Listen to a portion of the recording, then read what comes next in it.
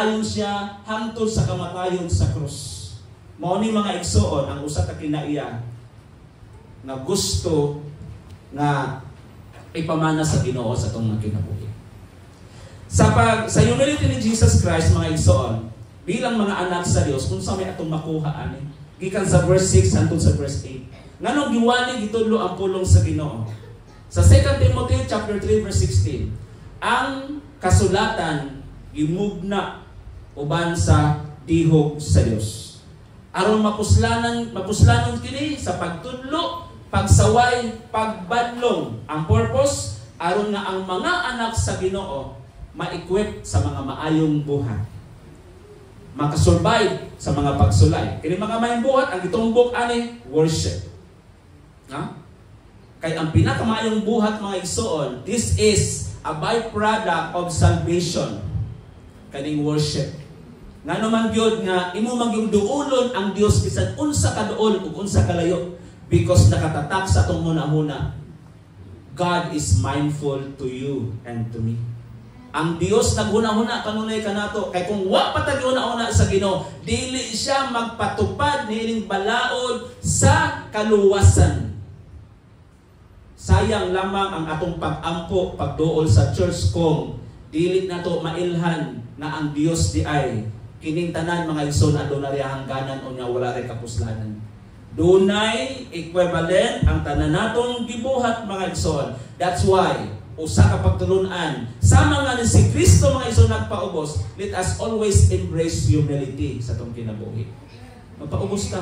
Unsa may makuha nato kung dili ta magpaubos? Kinahanglan kita tanan maglumbaan at paubos, mga igsoon, kay ang tao mapaubsanon daghang grasya nga moabot panalanginan sa Ginoo, apan ang tao mapahitason kalimtan siya sa Dios. Hallelujah. Kasi natin na nako ng mga igsoon, kay kanila ba ang tao nga mapahitason kanunay siyang insakto sa iyang kaugalingon. Ang tao mapahitason lisod kayong tudluan bisan pinaagi sa pulong sa Ginoo. Mauni, mga igsoon, dili makadawat because nasa kaugalingon nga prinsipyo o nagtuo siya na siya mo insakto, mga igsoon. Next, mga igsoon, kini gitawag nato og prioritizing others' needs over our own. Wala ta maghuna-huna sa tong kaugalingon. Si Jesus naghuna-huna pa siya kaugalingon? Never siya naghuna-huna, mga igsoon. No? Apan kinsa yang gihuna-huna, instead nga mo ilansa dito sa krus sa Kalbaryo, di ba siya may nag-ako sa tanan? Naghuna-una pa siya siyang kaugalingon. Kaya kung naghuna-una pa siya siyang kaugalingon, never nga itong buhaton na magpalansang dito sa krus. Aron kitang tanan makabayan.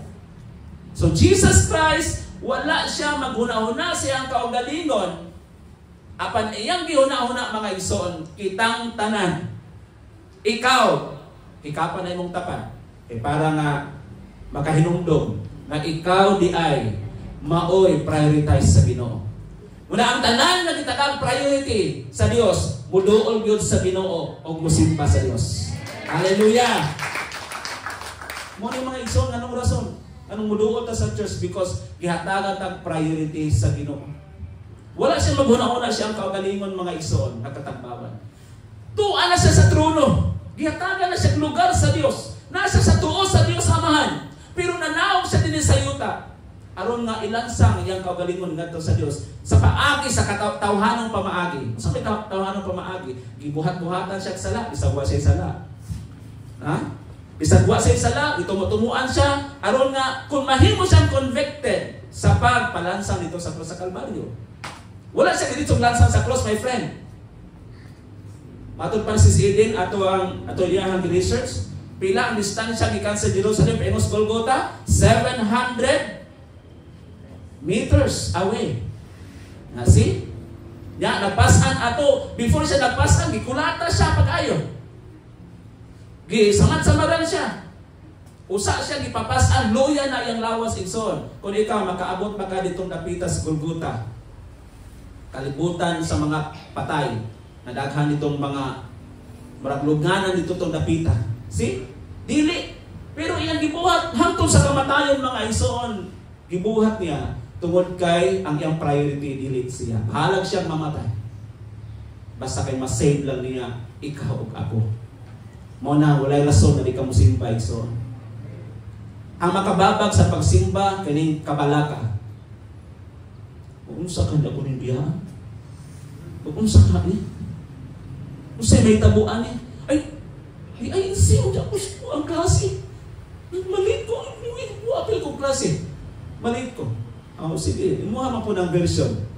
Amen? Pero kung maghisgutag mga igsoon sa kining atong espiritual mga igsoon, maghisgutag, tagaan yun natong importansya ang espiritual.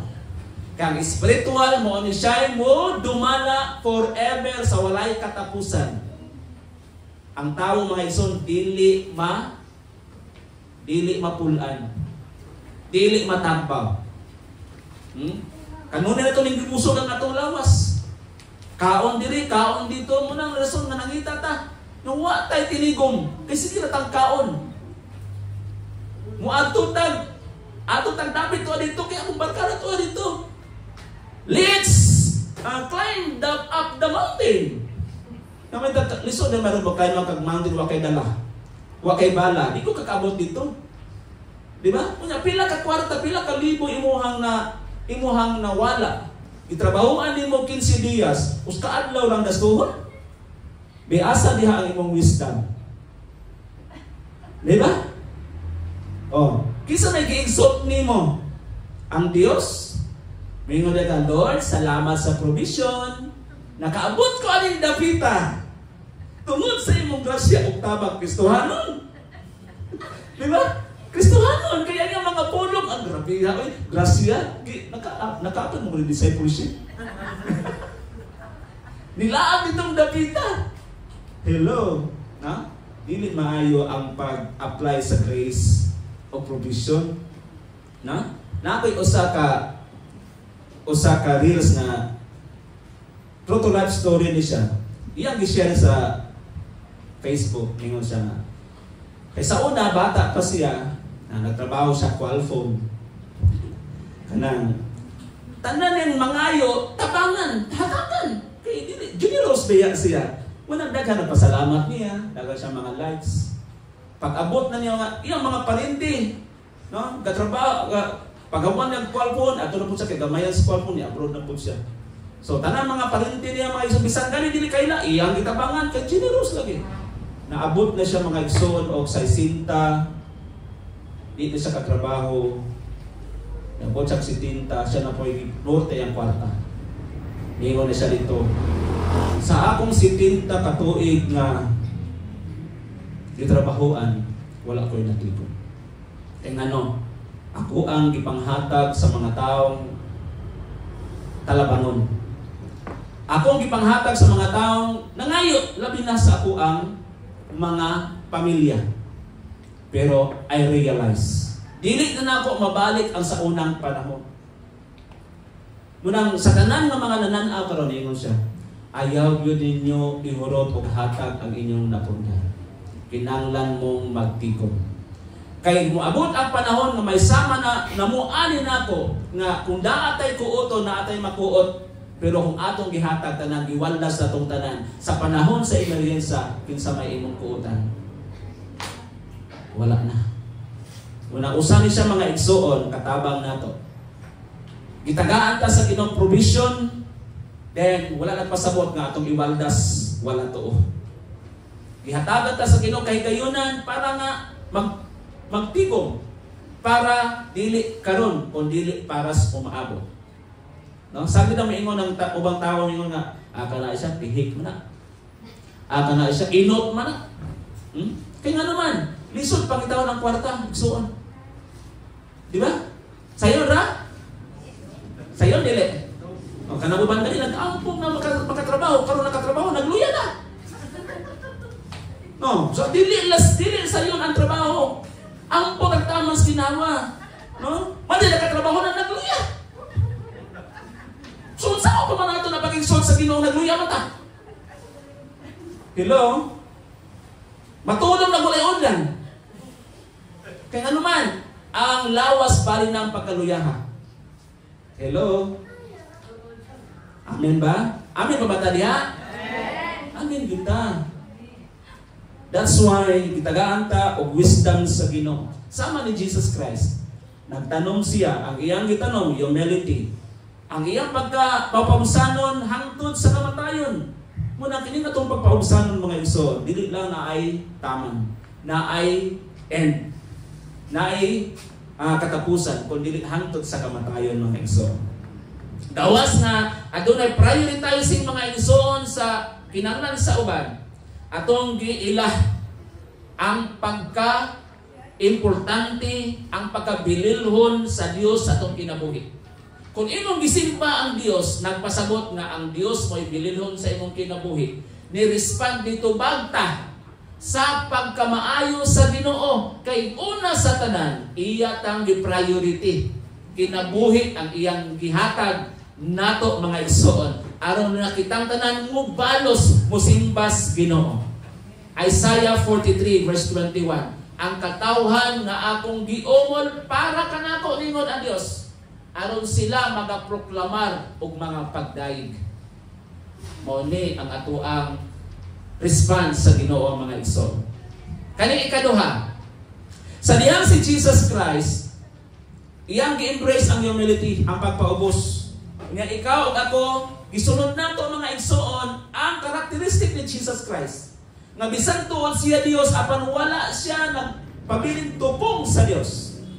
Okay? So unsay position mga igsoon ni Jesus Christ after he responded humility, after he clothed the humility. Sa iyang gi sulod ang pagka mapaubsanon. Unsay resulta, unsay position ni Jesus Christ. Naa sa verse 9. At sa basahan ang verse 9. Unya na. Ingon ang verse 9. Tungod niini. Everybody say, tungod niini. Ha? Ngayon tungod niini mo na rason sa imong gibuhat. Okay. Tungod niini, gituboy siya sa Dios. O sa resulta sa iyang pagpaubos, gituboy siya sa Dios, ngadto sa kinatas ang dapit, higher and higher and higher. Dili na diyang sorpresa. Mga igsoon, gituboy si Jesus Christ sa pinakatas ang dapit. Di ba gidala siya sa Satanas ditong dapita habog kayo? Dito mo ang pinakahabog. Naapay pinakahabog mga igsoon. Pinakataas nga diin wala na'y makaabot sa gahom sa tao, kundili ang supremacy na sa Dios. Gitubo siya sa Dios ngadto sa kinatas ang dapit sa kalangitan. Tanawa, kung magpaubos di ay mga igsoon, sama kang Kristo. Sama kang Kristo, mausab kini ang atoang madangatan sa kinabuhi. Ang atoang kalipay, dili lamang mga igsoon dinhing dapita. Kay kita gani mga igsoon makadungog tag